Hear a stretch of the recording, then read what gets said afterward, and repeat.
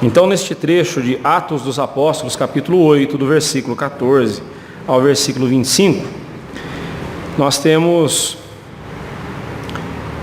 esse momento em que o Evangelho chega aos samaritanos e eles também são batizados.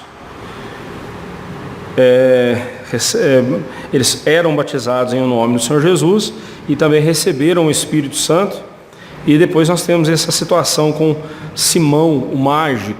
Nós já havíamos visto no estudo anterior que Simão, o mágico, ele era uma pessoa que enganava as pessoas, dizendo ser o grande poder de Deus, e iludia as pessoas, né, sendo ele o grande vulto, como ele se apresentava. E aí, uma vez que ele aparentemente abraçou a fé, ele quis comprar o dom ou o poder de orar pelas pessoas e elas receberem o Espírito Santo, né? Bem, vamos lá, vamos ver o texto. Mas antes disso, vamos orar mais uma vez. Senhor Deus e Pai, agora diante da Tua Palavra, nós pedimos ao Senhor que esclareça-nos o que ela está dizendo, aplique ao nosso coração o que o Senhor quer que cada um daqui saia hoje guardado em seu coração e ajude-nos a pôr em prática o que levarmos conosco. Pedimos isso em nome de Jesus. Amém. Então, o assunto deste parágrafo é o Espírito Santo sendo concedido também aos samaritanos como parte imprescindível do crescimento da igreja. Lembre-se lá de Atos 1:8, que eles deveriam receber o Espírito Santo, primeiro, né, os apóstolos, e eles seriam testemunhas em Jerusalém, Judéia, Samaria e até os confins da terra. Então agora a igreja estava indo para um outro nível, né? O nível Samaria, né? No versículo 20, as Escrituras nos dizem que o Espírito Santo, ele é o dom de Deus. Olha só, no finalzinho do versículo 20, o Espírito Santo é chamado de o dom de Deus. E falarmos do dom do Espírito Santo é falarmos do próprio Espírito Santo, né? Quando Deus nos concede a salvação, Ele nos concede o Espírito Santo. Assim como Deus nos deu seu próprio Filho para morrer na cruz por nós, também nos deu o Espírito Santo, o seu Espírito Santo, o qual é quem nos ensina a palavra de Cristo e nos faz lembrar de tudo que dela aprendemos. Você pode conferir isso lá em João 14:26. O Senhor Jesus prometeu isso aos discípulos, né, que Ele enviaria o Espírito Santo e Ele os lembraria de tudo quanto o Senhor Jesus Cristo lhes disse. Além disso, também o Espírito Santo é o penhor da nossa herança até o resgate da sua propriedade, Efésios 1:4. Ou seja, Ele é o penhor da nossa herança. Qual é a nossa herança? A glória eterna, os céus. E Ele é o penhor até o dia em que a propriedade de Deus, ou seja, a igreja, vier a ser resgatada. Obviamente é no dia da volta de Cristo, quando todos serão ressuscitados, tanto os crentes quanto os ímpios haverão de ser ressuscitados, mas somente os crentes receberão corpo glorioso e os que estiverem vivos serão transformados no abrir e fechar de olhos, e então todos subiremos com Cristo nas alturas. Esse será o dia do resgate, o dia em que Deus haverá de nos resgatar. Ou seja, é o Espírito Santo habitando em nós que é a garantia da nossa salvação. Se você quer saber se você é salvo, eu vejo muita gente quando se depara com a doutrina bíblica da predestinação, a primeira pergunta que a pessoa faz é: e aí, eu sou predestinado, pastor? E se eu não for predestinado? Essa pergunta, apesar de ser densa e tensa, a resposta dela você vai ter se você responder: você tem o Espírito Santo de Deus habitando em seu coração? E aí vem outra pergunta: como saber que o Espírito Santo habita em meu coração? Como eu sei que o Espírito Santo habita em meu coração? Primeiramente, eu creio em Cristo Jesus como meu único e suficiente Salvador, e em mim o fruto do Espírito Santo é visível. O apóstolo Paulo, falando lá em Gálatas capítulo 5, ao falar sobre o fruto do Espírito, ele alista ali algumas características do fruto do Espírito. Ali não são os frutos do Espírito, mas é o fruto do Espírito que tem como características amor, paz, alegria, longanimidade, benignidade, mansidão, domínio próprio, né, fidelidade. Tem essas características, né? Existem outras que nós podemos acrescentar. Lá em 2 Pedro, capítulo 1, fala também da perseverança, fala também da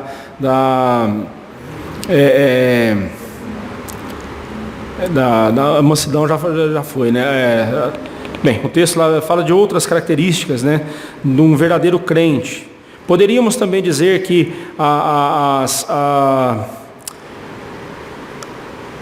aqui no capítulo 1 de 2 Pedro, ele fala por isso mesmo, reunindo toda a vossa diligência, associai com a vossa fé a virtude, com a virtude o conhecimento, com o conhecimento o domínio próprio, com o domínio próprio a perseverança, com a perseverança a piedade, com a piedade a fraternidade, com a fraternidade o amor. Alguns são repetidos lá na lista de Gálatas, mas o que a Bíblia está nos mostrando, quando nós estudamos também o Sermão da Montanha, quando Jesus fala sobre as bem-aventuranças, ali não são promessas, ali são características de quem é salvo. Quem é salvo tem que ser aquilo ali, né? Então, se você quer saber se o Espírito Santo habita em você, a pergunta é: você tem cultivado o fruto do Espírito Santo na sua vida? Veja que o fruto é do Espírito. É Ele quem vai gerar esse fruto na sua vida. A sua parte nisso é cultivar o fruto do Espírito Santo no seu coração. O fruto do Espírito tem sido visto na sua vida, na minha vida? Quem é crente, não quer dizer que ele nunca mais peca, pelo contrário, ele continua pecando, infelizmente.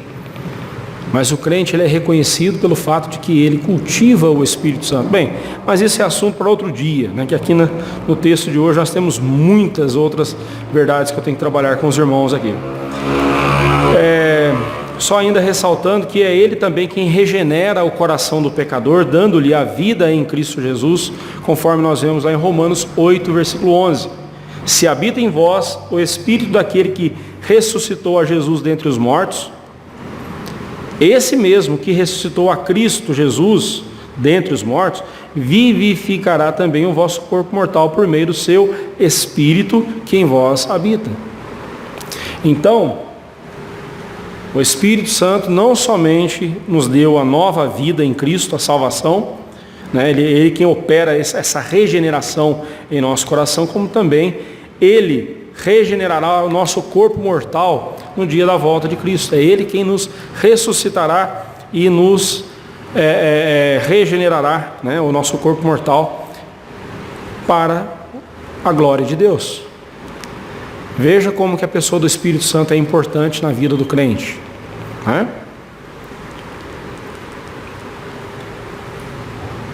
Aqui nesse texto nós temos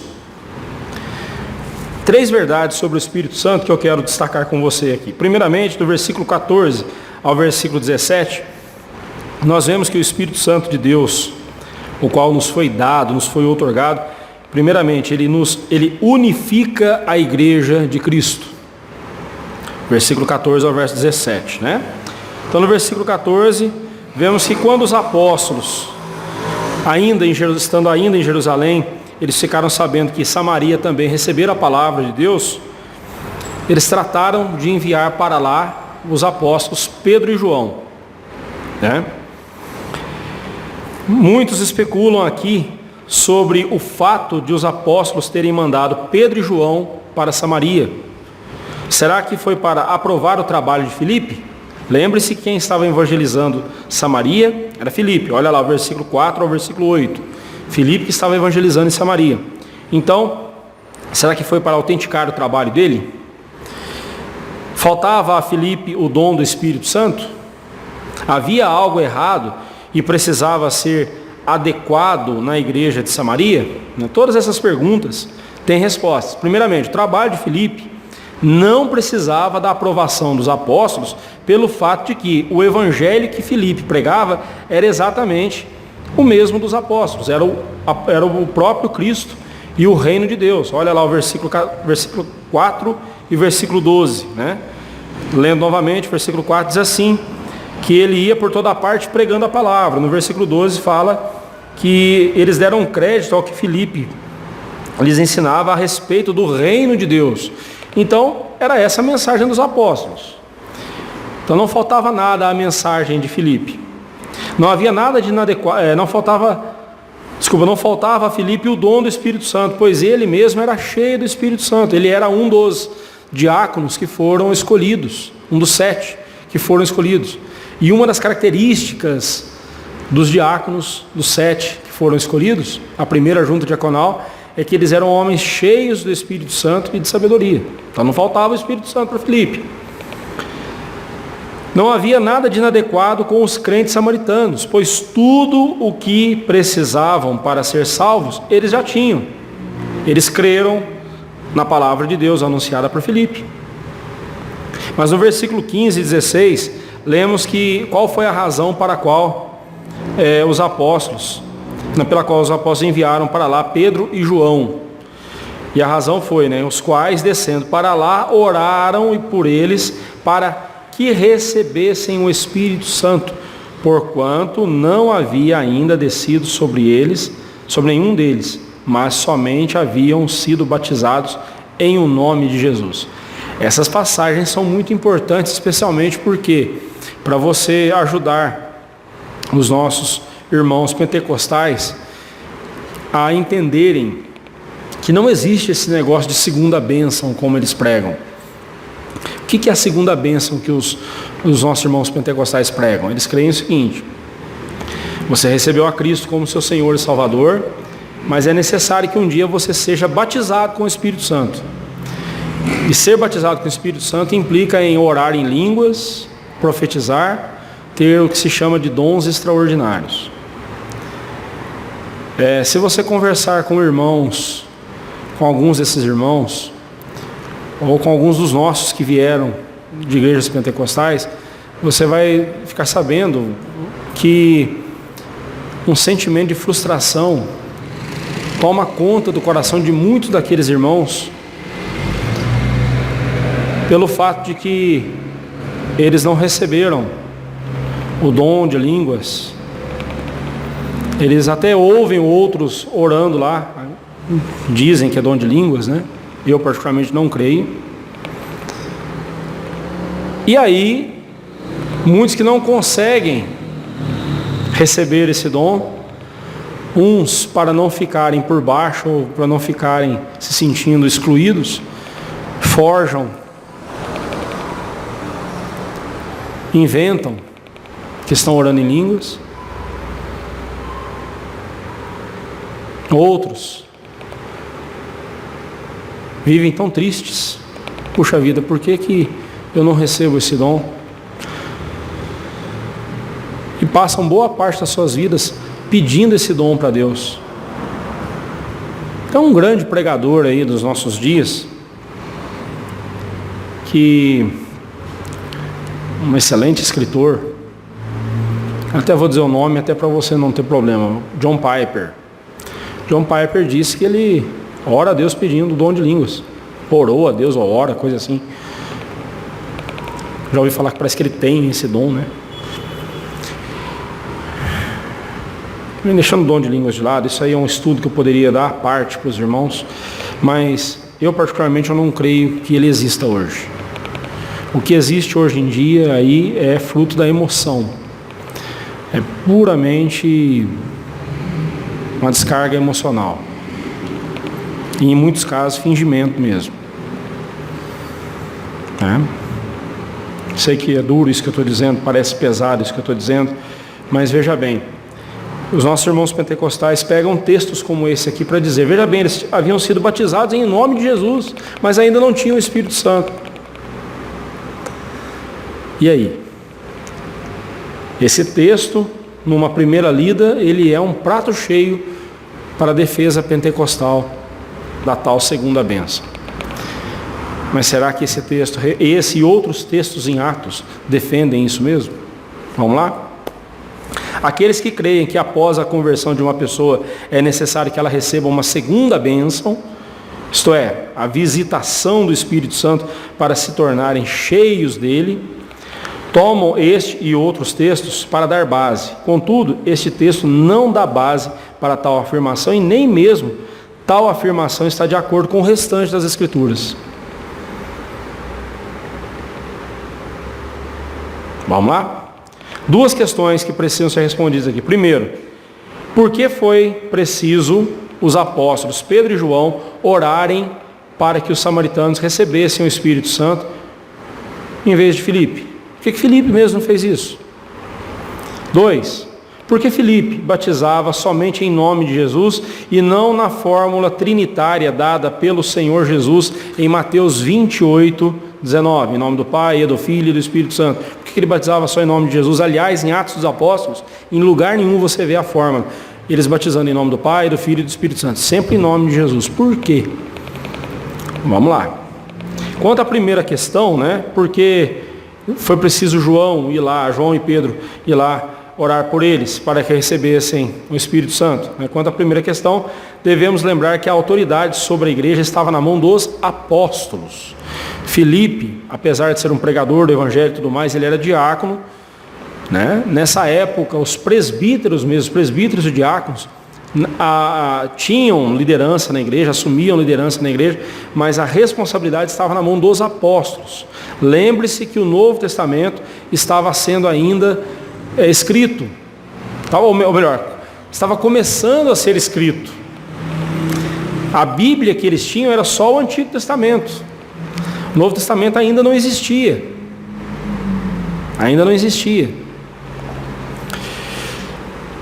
Ao enviá-los para lá, Deus estava autenticando tudo quanto estava acontecendo com os samaritanos, a fim de que ninguém ousasse acusar os samaritanos de estarem usurpando um direito que não lhes cabia. Deus estava salvando os samaritanos e a obra da salvação tinha de ser autenticada ali pelo Espírito Santo através dos apóstolos. Esse era o motivo. É importante lembrarmos que os samaritanos eram inimigos dos judeus. Lembra que eu falei isso no estudo anterior? Eles eram inimigos dos judeus e eram vistos como seres inferiores pelos judeus. Os samaritanos, eles eram judeus mestiços, judeus que haviam sido misturados com outras raças. E o judeu puro sangue, o judeu legítimo, ele não admitia um samaritano à sua presença. Além disso, os samaritanos tinham o seu próprio lugar de culto, Monte Gerizim, não Monte Sião em Jerusalém. Eles tinham o próprio cânon, a própria escritura deles, que era só os 5 primeiros livros do Antigo Testamento. Eles não criam no restante, só nos 5 primeiros livros de Moisés. Por essas e outras, os samaritanos e os judeus não se davam. Agora você imagine os judeus sabendo que os samaritanos estavam recebendo também o Evangelho. Se eles não recebessem ali a manifestação do Espírito Santo e fosse autenticado o que eles estavam recebendo ali com a descida do Espírito Santo sobre eles, certamente outras barreiras seriam levantadas entre os judeus e os samaritanos, mesmo os cristãos, Agora, com o derramamento do Espírito Santo sobre os samaritanos, toda e qualquer diferença que pudesse existir caía por terra. O mais significativo aqui talvez seja o fato de que, assim como em Jerusalém o Espírito Santo veio sobre os judeus, agora ele vinha sobre os crentes samaritanos também. Era mais uma etapa do avanço da igreja. Kistemaker, ele afirma o seguinte: o poder do Espírito Santo, evidente na vida dos crentes judeus, depois do Pentecostes, torna-se agora realidade no coração e na vida dos crentes em Samaria. Em outras palavras, o derramamento do Espírito Santo sobre os samaritanos é prova de sua igualdade em relação aos crentes de Jerusalém. Então, era uma forma de exterminar qualquer barreira que pudesse haver ali entre eles, qualquer discriminação. Com relação a Filipe batizar Ficou claro, irmãos, isso? Essa primeira questão? Não existe esse negócio de segunda bênção. Ali era o começo da igreja cristã. Tanto é que você não vai ver isso mais à frente acontecendo. No livro de Atos mesmo, você vai ver que cada vez menos vai acontecendo isso, esse negócio de receber o Evangelho e depois o Espírito Santo. Chega uma hora que isso não acontece mais, chega uma hora que ao receber o Evangelho se recebe o Espírito Santo. Isso fazia parte do começo, do avanço da igreja. Com relação a Filipe batizar somente em nome de Jesus, em vez da forma trinitária, Pai, em nome do Pai, do Filho e do Espírito Santo, ele não estava desobedecendo a Cristo por isso. Pelo contrário, aqui a ênfase é dada à palavra nome, em o nome do Senhor Jesus, mostrado tal qual na fórmula trinitariana, em o nome do Pai e do Filho e do Espírito Santo. Em Atos, a expressão nome de Jesus aponta para a revelação de Deus, do Deus triuno, na pessoa de Jesus. Filipe está ressaltando aqui a divindade de Cristo. Então, ao batizar somente em nome de Jesus, Filipe e outros, no livro de Atos, eles estão dando destaque, ressaltando a divindade de Jesus, mostrando que Jesus Cristo, ao batizar em nome de Jesus, estava se batizando em nome do Deus triuno. Agora, uma coisa importante você saber: onde encontramos a ordem para batizar em o nome do Pai, do Filho e do Espírito Santo? No Evangelho de Mateus, capítulo 28. O Evangelho de Mateus e o livro de Atos foram escritos bem próximos um do outro. Mateus não saiu escrevendo. Aliás, essa ideia de que os evangelhos foram escritos no momento em que as coisas estavam acontecendo e tinha sempre alguém ali anotando o que Jesus estava fazendo. Não, os evangelhos não são diários de bordo. Os evangelhos surgiram de forma escrita quando a igreja foi percebendo que os apóstolos estavam morrendo, as testemunhas que viveram com Jesus estavam partindo. Então, orientados já pelo Espírito Santo, direcionados já pelo Espírito Santo, a igreja, na pessoa dos apóstolos, escreve então os evangelhos. Lembrando que Marcos não era apóstolo, lembrando que Lucas não era apóstolo. Dos 4 evangelhos, apenas Mateus e João foram apóstolos de Cristo e andaram com o Senhor Jesus. João mesmo nem se dá ao trabalho de escrever detalhes sobre a infância de Jesus ou a juventude de Jesus. João, praticamente, o evangelho dele, é as primeiras semanas do ministério de Jesus e as últimas semanas do ministério de Jesus.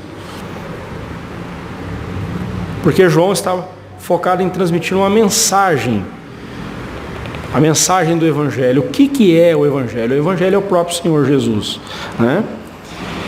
Então, Atos dos Apóstolos, quando nós, sempre que virmos aqui os apóstolos batizando apenas em nome de Jesus, eles não estavam desobedecendo a Jesus. Pelo contrário, no momento em que estava acontecendo ali, eles sabiam muito bem que batizar em nome de Jesus era batizar em nome do Deus triuno, que Jesus é a revelação de Deus para nós. Ok? No versículo 17, lemos que então lhes impunham as mãos e recebiam estes o Espírito Santo. O ato de impor as mãos sobre os samaritanos é meramente simbólico, mostrando assim a completa participação dos samaritanos na igreja cristã. Nós temos esse costume de impor as mãos no ato da ordenação. É um ato simbólico, mostrando o seguinte: a autoridade que eu tenho eu transfiro a você. No caso aqui, o dom que eu tenho, transferimos a vocês. No caso, é o Espírito Santo. É um ato simbólico, mostrando que estamos todos no mesmo corpo, na mesma igreja. Assim vemos que o Espírito Santo, assim como o próprio Senhor Jesus Cristo, com o seu sacrifício, unifica a igreja de Cristo, faz com que grupos, não somente diferentes, mas até mesmo rivais entre si, sejam unificados e unidos no mesmo corpo. Dentro da igreja agora tínhamos dois grupos rivais, judeus e samaritanos, agora convertidos, selados com o mesmo Espírito Santo. Ainda mais reforçar essa questão. Por que eles foram lá orar por eles para que eles recebessem o Espírito Santo? Já imaginou os cristãos judeus dizendo o seguinte: eles não receberam o Espírito Santo do jeito que a gente recebeu lá em Jerusalém, no dia, lá em Atos 2, né? No dia de Pentecostes. Eles não receberam do mesmo jeito que a gente. Eles não têm o mesmo Espírito Santo que a gente tem. Irmãos, esse negócio de disputa de um grupo com o outro não é coisa só dos nossos dias. Hoje a gente vê presbiteriano e batista, reformado e pentecostal disputando, né? Quem é que é mais fiel, né? A gente vê essa bobeira, né? Quem é fiel não disputa com o outro, quem é fiel procura trazer o outro, né? Fazer com que o que não é tão fiel seja também, né? Esse é o objetivo. Não é mostrar quem é que é mais que o outro.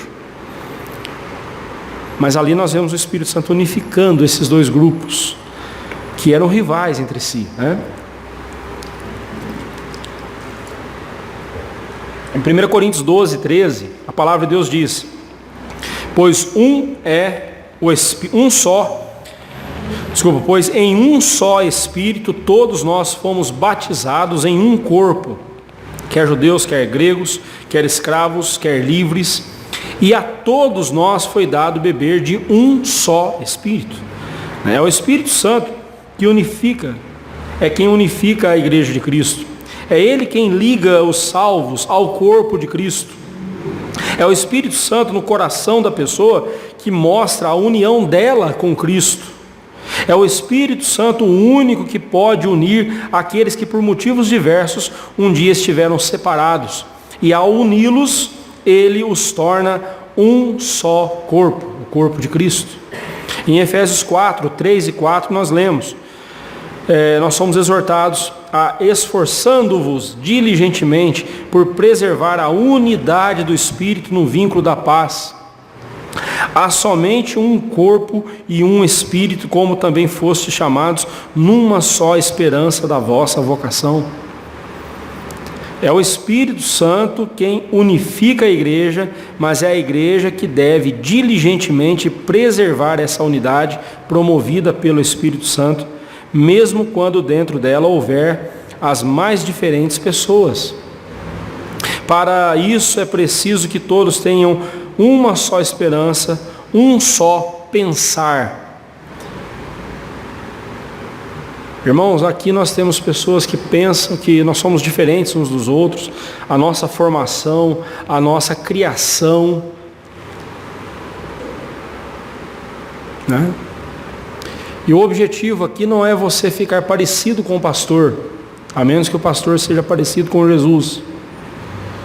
Nosso objetivo aqui é nos tornarmos cada vez mais parecidos com o Senhor Jesus. Precisamos caminhar no mesmo pensamento.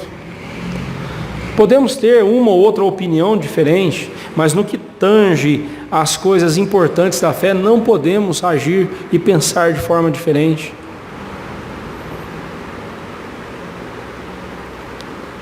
Nós precisamos caminhar juntos no mesmo pensamento.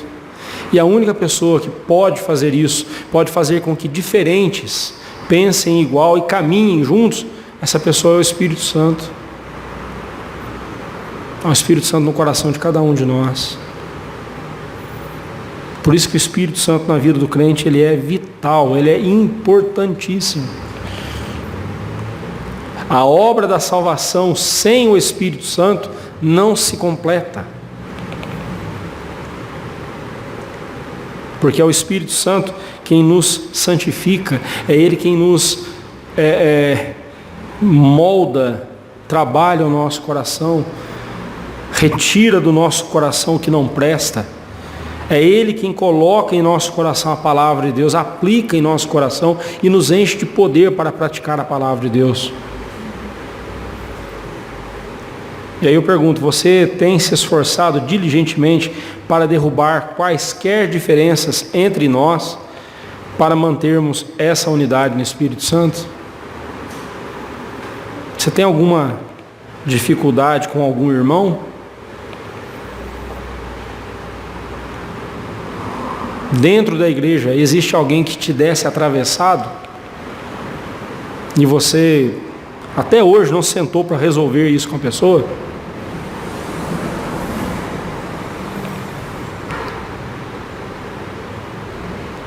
Eu sei que não é só isso que causa o não crescimento, que atrapalha o crescimento da igreja, mas essa é uma das principais armas que Satanás usa para emperrar o crescimento da igreja. Quando eu falo crescimento da igreja, não estou falando nem da questão numérica em si. Quantos crentes que poderiam estar desabrochando na fé, né? Desenvolvendo, crescendo, sendo exemplos de vida, mas estão vivendo uma vida arrastada, uma vida estagnada, uma vida espiritual sem frutos. Sem frutos que glorificam a Deus, né? Porque fruto todo mundo dá. Resta saber se o fruto presta, se o fruto é bom. Não é? Em segundo lugar, o Espírito Santo, ele purifica. Então nós vimos que ele unifica, agora ele purifica a igreja de Cristo, versos 18 a 24. A igreja de Cristo é composta por pecadores que abandonaram os seus pecados e continuam lutando contra outros pecados, e às vezes até com os mesmos pecados.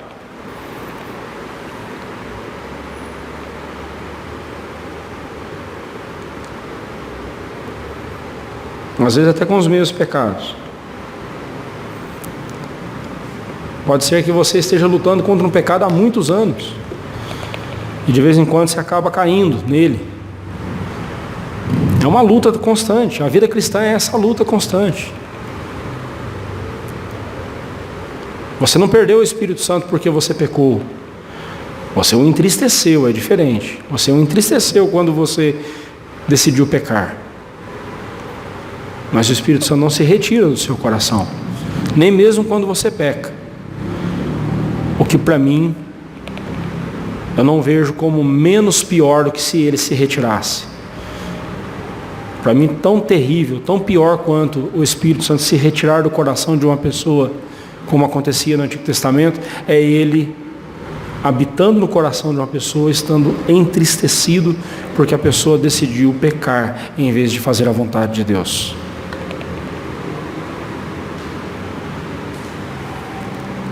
Mas é o Espírito Santo que purifica a igreja. Ele não permite que impuros permaneçam dentro dela. Ele mesmo se encarrega de mostrar o que está no coração de cada um. Dentro ali da igreja de Samaria tinha um cidadão ali, tal de Simão, o mágico, aquele lá que nós vimos no estudo anterior. E o qual, vendo que pelo fato de Pedro e João imporem as mãos sobre as pessoas recebiam o Espírito Santo, era concedido o Espírito Santo às pessoas. Então ele chegou para Pedro e João e falou o seguinte: olha, vocês querem quanto para me dar esse dom? Para me dar esse, não, nem esse dom, ele não falou dom, ele falou para me dar este poder. Olha só, concedei-me também a mim este poder, para que aquele sobre quem eu impuser as mãos receba o Espírito Santo. Não sabemos se sinais foram vistos no momento em que os samaritanos receberam o Espírito Santo, e por isso mesmo não nos perderemos, nos prenderemos a este detalhe aqui. O fato é que, ao ver que o que estava acontecendo ali, Simão, que antes vivia iludindo as pessoas com suas mágicas, porque isso lhe dava grande prestígio, ele era chamado de o grande vulto,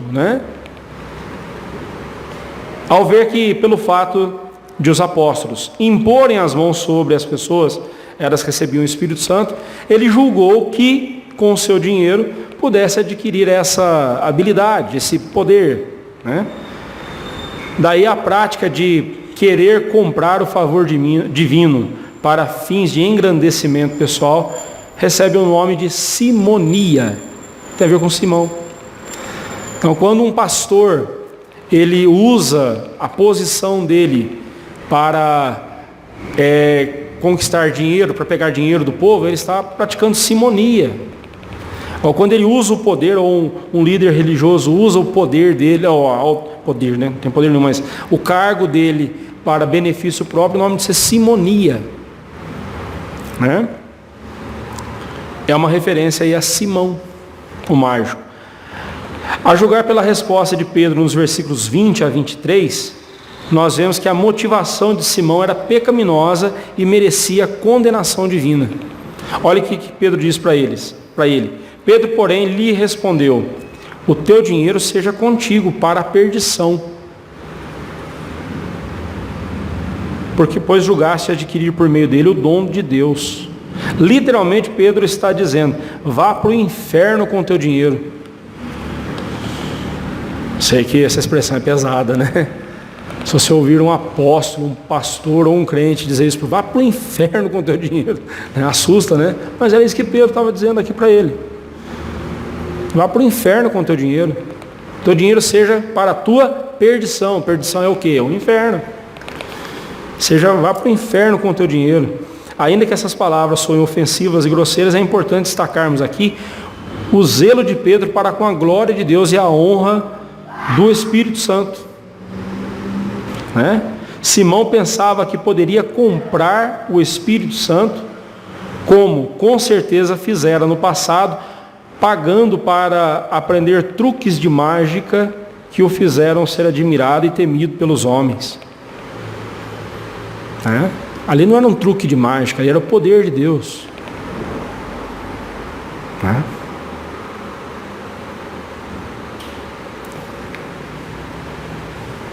Daqui a alguns dias nós teremos eleição de oficiais na igreja. Eu sei que, por favor, não tem nada a ver. Não estou dizendo aqui que nenhum dos irmãos está se comportando como Simão. Mas a pergunta que todos nós, ou todos devem responder é: a Bíblia diz, né, que aquele que almeja o episcopado, excelente obra almeja. O irmão que deseja ser diácono, que deseja ser presbítero, que deseja ser um pastor da igreja, é algo excelente que ele está querendo para a vida dele.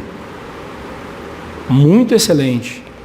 Excelente obra a pessoa almeja. Mas a pergunta é: por que eu almejo isso para a minha vida? Por que eu quero esse cargo, esse título? Essa pergunta tem que ficar bem definida, a resposta tem que ser muito bem definida. Por que eu quero um título na igreja? Eu já vi gente dizer o seguinte: não, eu quero porque lá fora eu sou uma pessoa bem sucedida e aqui dentro eu não posso ser apenas um membro da igreja, eu tenho que ser um líder também. Acabou de dizer para mim que ele não pode ser.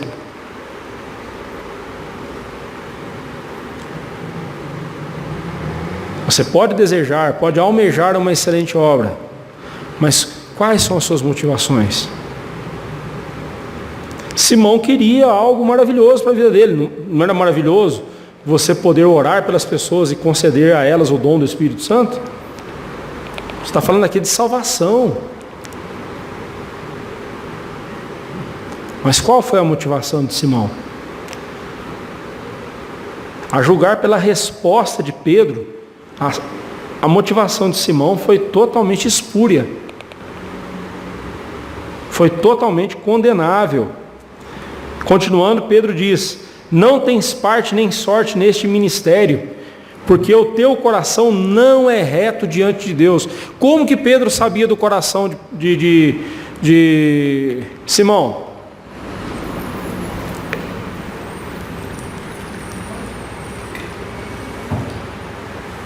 No aconselhamento bíblico,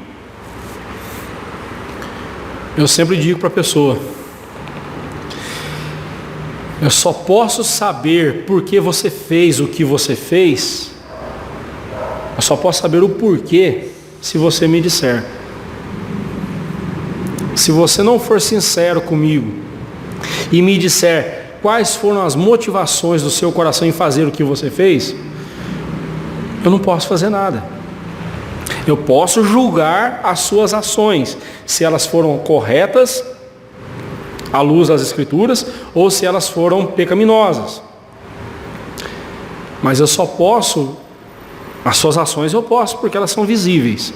A sua fala, as suas palavras também eu posso, porque eu as ouvi. Mas as motivações de um coração eu só posso conhecer se a pessoa me disser. E às vezes nem a própria pessoa sabe por qual motivação ela fez o que ela fez. Agora pergunto, como é que Pedro sabia do coração de Simão? Talvez porque ele viu ali o jeito de Simão, percebeu, né? E às vezes a gente consegue perceber, né? Usando um pouco de experiência, aí a gente vai percebendo algumas atitudes da pessoa, a gente percebe ali as intenções. Mas Pedro foi categórico: o teu coração não é reto diante de Deus. E olha mais, arrepende depois da tua maldade e roga ao Senhor, talvez te seja perdoado o intento do coração, pois vejo que estás em fel de amargura e laço de iniquidade. Quem que mostrou isso para Pedro? O Espírito Santo. O Espírito Santo.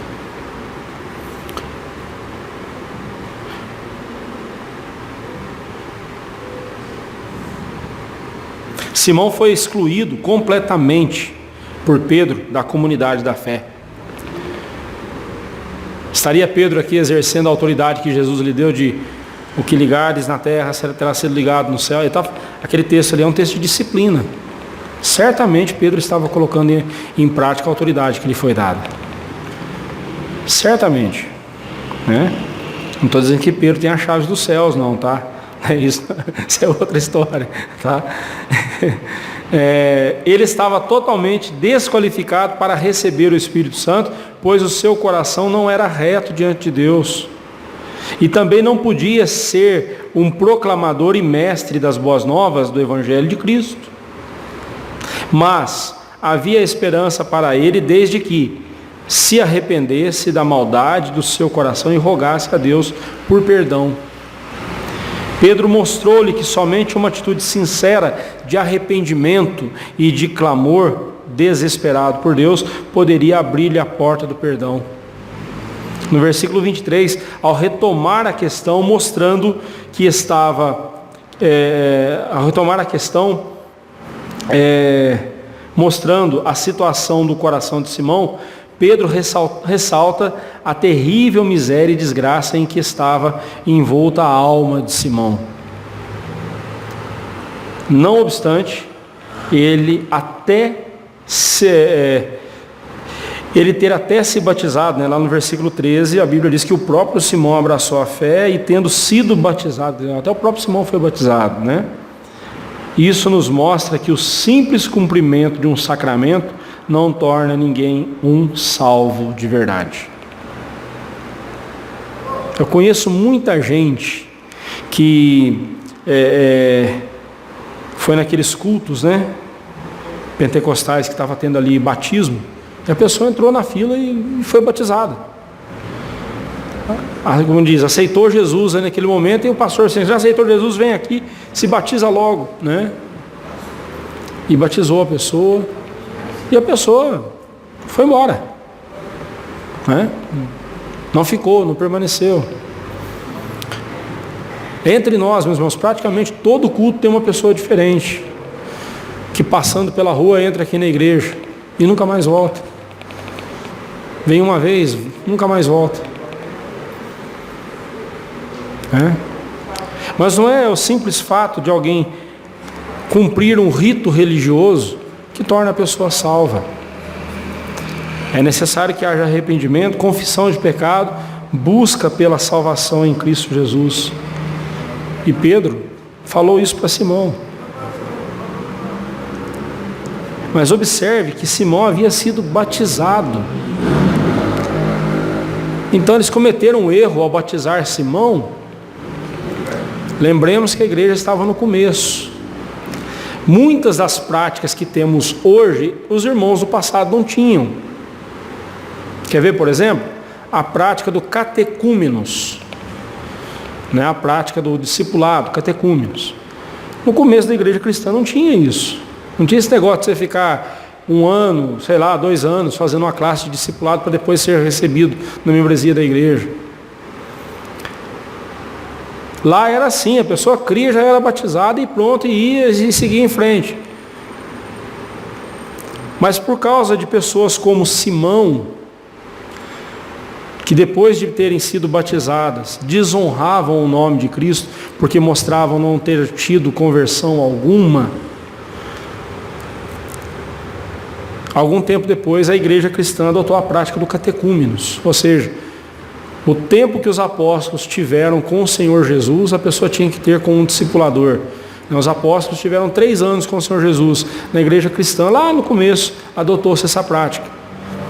Um novo convertido, antes de ser batizado, antes de fazer a sua profissão de fé, antes de declarar-se cristão, ele tinha que caminhar junto ali com um discipulador, e às vezes até por 3 anos. E demonstrando que ele era maduro na fé, que ele tinha convertido de fato mesmo. Porque se acontecesse uma perseguição, se ele negasse a Cristo, seria uma desonra. Né? E hoje em dia a gente vê muitas igrejas adotando essa prática. Né? Estão voltando lá aos erros do passado. Né? A pessoa mal levantou a mão dizendo que aceitou Jesus como Salvador, já é batizado e vai em frente. Não tem uma preparação para isso. Lamentável, né? No versículo 24, Simão parece ter entendido a gravidade do seu pecado, pois, respondendo, porém, Simão lhe pediu: rogai vós por mim ao Senhor, para que nada do que disseste sobrevenha a mim. Parece que ele estava entendendo, né? Contudo, devemos ser cuidadosos para não irmos além do que o texto diz. Se tomarmos o conceito bíblico de conversão, então podemos dizer que Simão não se converteu. Pois, em primeiro lugar, a conversão vê a gravidade do pecado contra Deus. Simão, diferentemente disso, estava vendo as consequências do que ele haveria de sofrer. Arrependimento não é isso. Duas personagens bíblicos, né, que nos mostram o que é arrependimento e o que é remorso. Arrependimento, filho pródigo. Pai, pequei contra o céu e diante de ti. Já não sou digno de ser chamado teu filho. Trata-me como um dos teus trabalhadores. Não importa o que eu serei na sua fazenda, eu só quero estar debaixo da tua proteção de novo, Pai. Eu pequei contra o céu, ou seja, contra Deus e contra ti. Isso é arrependimento.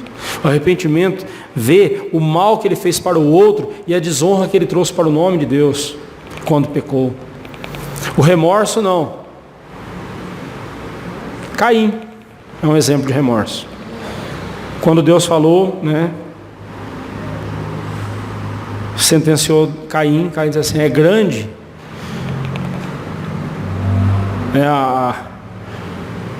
é grande aí a minha condenação que eu vou sofrer, né? Quem se encontrar comigo vai me matar. Você vê que Caim, em momento algum, estava preocupado com a dor que ele trouxe ao coração do pai e da mãe dele por ter matado o irmão. Caim estava nem aí para isso. Caim só estava preocupado com uma coisa: quem se encontrar comigo vai me matar. Isso não é remorso, isso não é arrependimento. Isso é remorso, porque o remorso vê o que a pessoa vai perder e não o que ela fez o outro perder. Remorso vê o sofrimento que ele vai colher e não o sofrimento que ele causou. O remorso é egoísta, o arrependimento é altruísta, ele pensa no outro. Essa é a diferença. Se tomarmos esse conceito, então, Simão não se arrependeu, ele estava tomado de remorso. 2. Conversão leva o pecador a clamar pelo nome de Jesus. Simão transferiu para os apóstolos esse clamor. Não devemos nunca nos esquecer que a Bíblia diz: porque todo aquele que invocar o nome do Senhor será salvo. Em se tratando de intercessão, devemos orar uns pelos outros. Em se tratando de buscar o perdão e a salvação, a responsabilidade é individual. Eu posso orar por alguém, há pouco mesmo fizemos isso, orando pela conversão de uma pessoa. A oração é para que Deus toque no coração da pessoa e leve a pessoa, e traga a pessoa a si mesmo, né? Leve a pessoa a vir até Deus e pedir socorro. Essa é a nossa oração. Mas se a pessoa não fizer isso, se ela não invocar o nome do Senhor Jesus, ela não será salva. Olha como isso é sério. E Simão transferiu, né? Em se tratando então de intercessão, oremos uns pelos outros, mas em se tratando da salvação pessoal, individual, cada um tem que invocar o Senhor Jesus, né? Deste fatídico relato do fim de Simão, o mágico, tiramos uma lição preciosa no que diz respeito a tolerarmos as atitudes equivocadas das pessoas. Infelizmente, parece que ficamos mais ofendidos quando um pecador é confrontado, como foi Simão por Pedro, do que em vermos os pecadores zombando do nome e da glória de Deus. Alguém poderá dizer: mas Simão era um bebezinho na fé e Pedro não teve piedade dele. Isso é mentira, pois Pedro mostrou-lhe o pecado do seu coração e também a solução, né? Arrependimento e clamor. Pedro não faltou piedade, não faltou misericórdia da parte de Pedro, ele mostrou a salvação para Simão, né? Não tenha receio de confrontar os pecadores e até mesmo de ofendê-los ou de deixá-los desesperados com o Evangelho. Não tenha receio disso, irmão. Pregue o Evangelho como se fosse a última vez que você fosse encontrar com aquela pessoa e como se fosse a única oportunidade, e talvez seja mesmo, daquela pessoa ouvir o Evangelho e converter-se a Cristo Jesus. Enquanto eles não perceberem o quanto são pecadores e ofensivos a Deus, jamais se arrependerão e se voltarão para Deus. Só admite que necessita de um médico quem reconhece que está doente. Não é mesmo? Os homens aí, né? Os homens geralmente são assim, né? Não dá o braço a torcer de jeito nenhum. Tudo bem que qualquer resfriadinho, qualquer febrezinha, parece o fim do mundo para ele, né? Mas ele não dá o braço a torcer. Não, eu não vou no médico, não estou bem. Não vou ao médico, não estou bem. A partir do momento que ele admite: não, eu preciso ir ao médico. Eu preciso cuidar da minha saúde, eu preciso ver o que está acontecendo, eu preciso ir lá. Aí ele vai. Enquanto o pecador não percebe a desgraça que ele é, a desgraça em que ele se encontra por causa do pecado, ele jamais buscará a salvação em Cristo Jesus. John MacArthur, ele diz o seguinte: não tenha medo de ofender os pecadores com a pregação do Evangelho. Todos os dias eles ofendem a Deus e ninguém se importa. Nós precisamos mostrar que estamos preocupados com a glória de Deus. Por fim, irmãos, eu sei que o tempo já estourou, mas me dê mais 5 minutos. O Espírito Santo intensifica o nosso amor por Cristo. Então ele unifica, ele purifica e ele intensifica. Ele unifica e purifica a igreja e também intensifica o amor da igreja por Cristo. Versículo 25. Eles, porém, havendo testificado e falado a palavra do Senhor, voltaram para Jerusalém e evangelizavam muitas aldeias dos samaritanos. O objetivo dos apóstolos em Samaria estava cumprido? Sim e não. Sim, estava cumprido no tocante ao reconhecimento dos samaritanos como integrantes da igreja de Cristo. Mas, num outro aspecto, ainda não estava concluído o trabalho dos apóstolos. Havia muitas aldeias e povoados samaritanos que nada sabiam sobre o Evangelho. Por isso mesmo, enquanto regressavam para Jerusalém, eles aproveitaram o transcurso da viagem e pregaram ainda mais o Evangelho. O Espírito Santo no coração dos filhos de Deus os impulsiona a realizar a obra do Senhor. Ele intensifica em nós o amor por Cristo e por sua igreja. Lá em Romanos capítulo 5, versículo 5, lemos: ora, a esperança não se confunde, porque o amor de Deus é derramado em nosso coração pelo Espírito Santo que nos foi outorgado. E quando em 1 Coríntios 13, 8, a Escritura Sagrada afirma que o amor jamais acaba, é dessa perspectiva que ela parte. Sendo o amor de Deus derramado em nosso coração por meio do Espírito Santo, que habita em nós, tal amor nunca se esgota. Pelo contrário, aumenta a cada dia. A forma mais evidente de se mostrar o amor por Cristo é através da obediência. Jesus diz: se me amais, guardareis os meus mandamentos. João 14, 15. E se ele nos manda pregar o Evangelho, em fazê-lo mostramos o nosso amor por ele. E o Espírito Santo não somente nos impulsiona, como também nos direciona em fazermos o que Deus quer que façamos. Né? Lá em Romanos 6, a Bíblia diz que aquele, 6, 14 e 16, aquele que é filho de Deus é guiado pelo Espírito Santo, pelo Espírito de Deus. Quem é filho de Deus é guiado pelo Espírito Santo de Deus, ou seja, as minhas ações são bíblicas. Todas as suas ações devem ser bíblicas, se você é filho de Deus e se você tem o Espírito Santo de Deus na sua vida. Você na sua casa fazendo o feijão, né? A dona de casa lá cozinhando o feijão, como que ela pode mostrar que ela tem o Espírito Santo cozinhando feijão? Sendo uma boa administradora dos recursos da sua casa, fazendo com amor, pensando no bem que fará aos seus quando eles comerem aquele feijão, colocando ali um tempero bem gostoso, né? Tempero que a família gosta. Eu quero fazer do jeito que o meu marido gosta, do jeito que o meu filho gosta, que minha filha gosta. Pastor, mas isso é mostrar que se tem o Espírito Santo de Deus no coração? Sim, com certeza. É você desempenhar aquilo que cabe a você desempenhar com dedicação.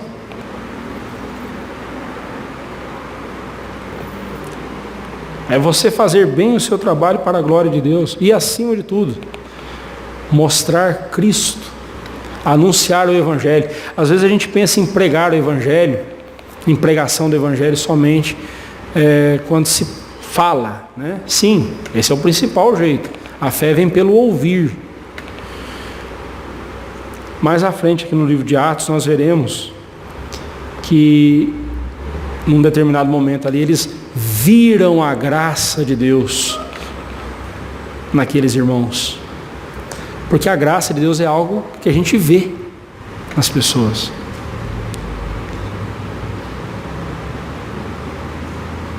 E é isso que mostra que somos, se somos de fato ou não filhos de Deus e se temos ou não o Espírito Santo.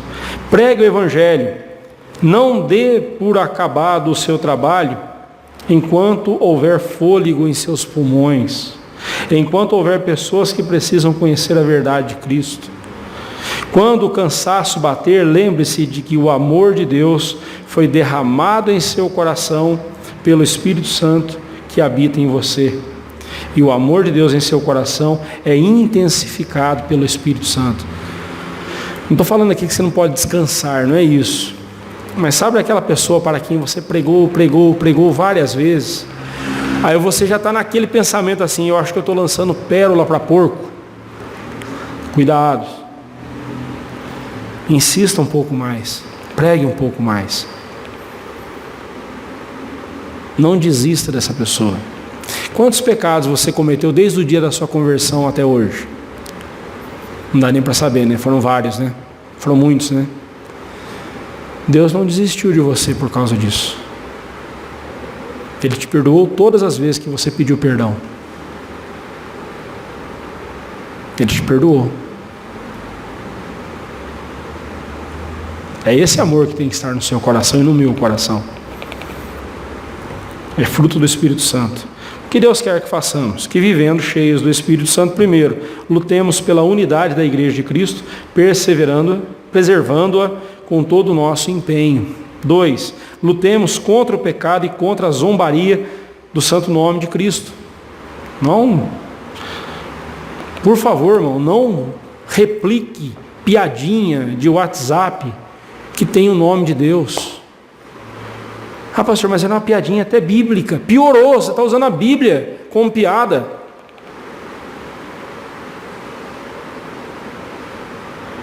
Abra esse celular diante de um muçulmano e diga assim: olha só, eu amo tanto a palavra de Deus, amo tanto a Bíblia Sagrada que até faço piada com ela. Tente pregar o Evangelho para um muçulmano para você ver desse jeito. O que ele vai falar para você? Mas não é por causa do muçulmano que a gente tem que ser zeloso para com as coisas de Deus, não. É por causa de Deus.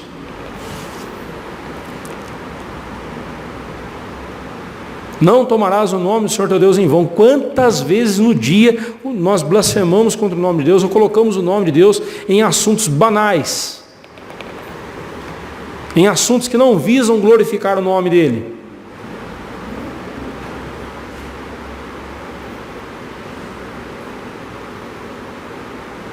Ah, mas o pastor é muito ranzinza, tá louco. Mandei uma piadinha só, né? Você não aceitaria eu fazer piada com o teu nome? Por que você acha que Deus vai aceitar você fazer piada com o nome dele? 3, proclamemos o Evangelho o tempo todo. Como disse Paulo, a tempo e fora de tempo. Conclusão: a Igreja de Cristo é composta por vários povos que formam um povo só em torno da cruz de Cristo. Nós somos o povo da cruz. O dom de Deus, o Espírito Santo, no coração de cada crente, unifica, purifica e intensifica o amor de Deus para a glória, o amor por Deus, né? Não é o amor de Deus, é o amor por Deus e para a glória dele mesmo. Precisamos ser firmes em corrigir os erros dentro da igreja, sempre apontando para a solução na palavra de Deus. Precisamos mostrar às pessoas que apenas o cumprimento dos sacramentos, como meras formalidades, não salva ninguém.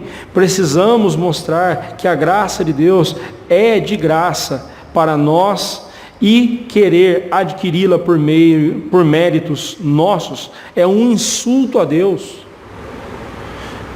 Tão pecado quanto o Simão aqui querendo comprar o dom do Espírito Santo, são pessoas acharem que serão salvas por suas obras.